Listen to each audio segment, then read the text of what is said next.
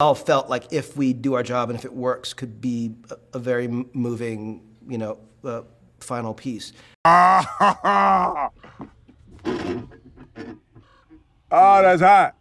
That's hot. It's no secret that I love Star Wars. I love Star Wars films, games, comics, toys, you name it. If it has Star Wars on it, I'm going to park my hard-earned money and buy it. Shut up and take my money. Now, Rise of Skywalker has been out for a couple of weeks, and everything that's been said on the film has been said. Of course, fans are infighting once again like they did with The Last Jedi, and I'm planning a big project on breaking down the whole sequel trilogy, which I'm beginning work on currently. But I thought I'd make a short video on my actual thoughts around this film, because despite my blind fandom, I think I usually have a pretty sensible and balanced view when it comes to reviewing films. So what did I think of Rise of Skywalker? Is it the worst Star Wars film since the prequels? Did it cap off the trilogy well? Or is it worse than The Phantom Menace? The answer is no, but yes. I'll do further videos down the line where I will go more in depth in the points I make in this video, but instead I'm just going to kind of briefly go over some points now. The Rise of Skywalker is a mess of a film. It's very evident from the first 5 minutes that no real plan was made at the start of this trilogy, as we are thrusted into this story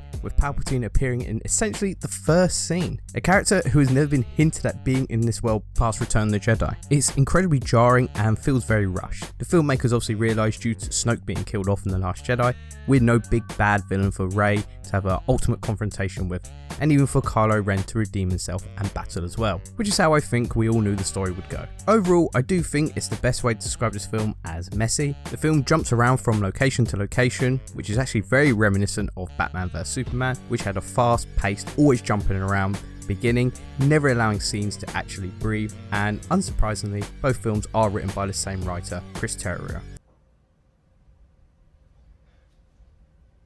You're an idiot.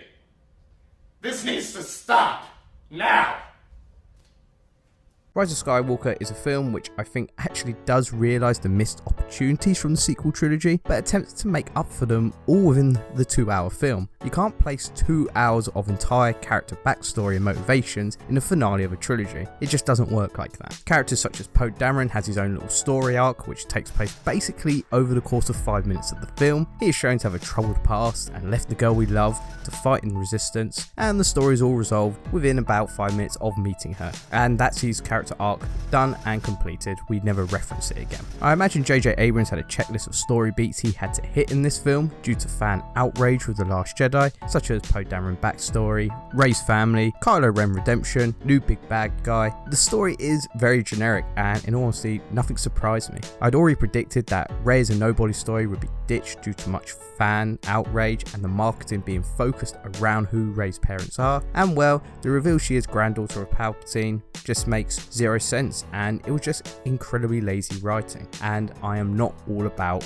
Rey being a Palpatine. Finn is relegated to just a supporting character, and is just there to shout Rey at the top of his lungs at any opportunity he gets, and sadly his character isn't really touched upon any further.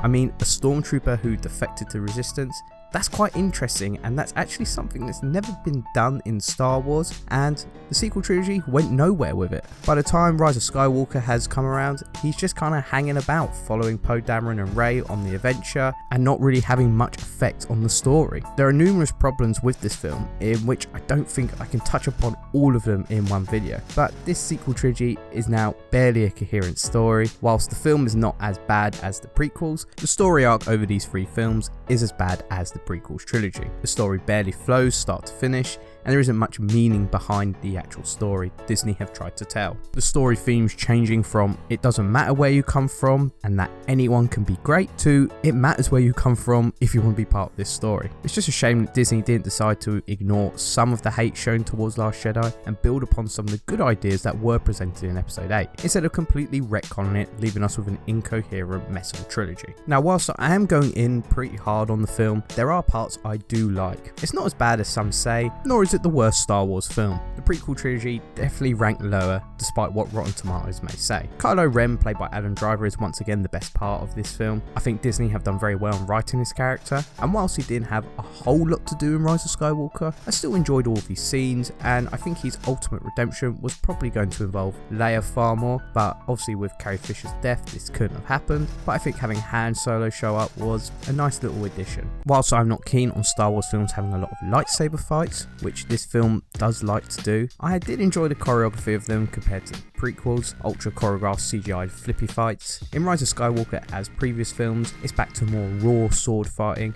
as if the characters are holding something heavy and just simply trying to kill one another. It adds far more tension and more emotion to each battle, that every strike does feel like a deadly one. Now, whilst I think I am in the minority with this opinion, but the humour in this film was actually probably the best over the sequel films. Whilst the humour is still very Marvel film-esque, it is definitely toned down, and the third act, there is only one joke, which I think is more reminiscent of original Star Wars films where there wasn't many jokes, and especially the third act, there was little to no humour. Now, whilst everyone hates this clip, Oh, they fly now! They fly now?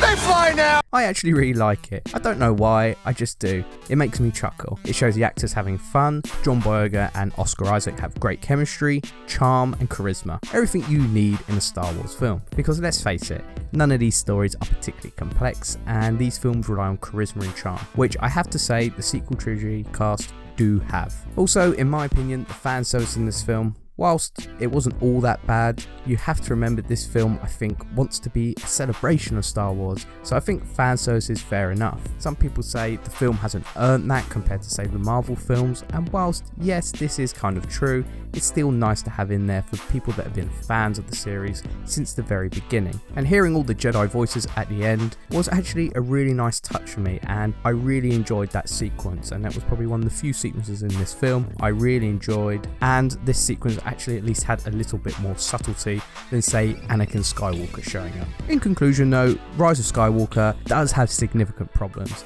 It's a film which doesn't know what it's trying to be or say.